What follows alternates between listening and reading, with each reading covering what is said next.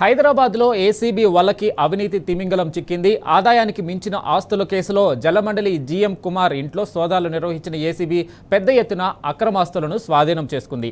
100 కోట్లకు పైగా అక్రమాస్తులు గుర్తించింది. 1.1 కోట్ల నగదు, 2.5 కిలోల బంగారం, 9.5 కిలోల వెండి స్వాధీనం చేసుకున్నట్లు ఏసీబీ అధికారులు తెలిపారు.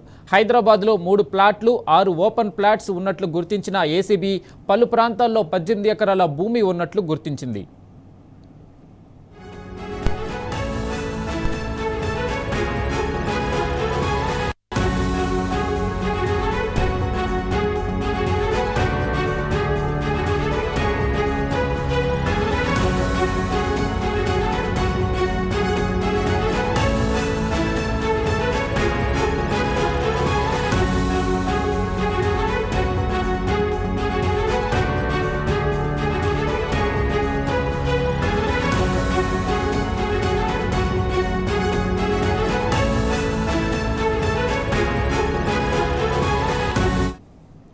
హైదరాబాద్లో ఏసీబీ వల్లకి అవినీతి తిమింగలం చిక్కింది. ఆదాయానికి మించిన ఆస్తుల కేసులో జలమండలి జీఎం కుమార్ ఇంట్లో సోదాలు నిర్వహించిన ఏసీబీ పెద్ద ఎత్తున అక్రమాస్తులను స్వాధీనం చేసుకుంది. 100 కోట్లకు పైగా అక్రమాస్తులు గుర్తించింది.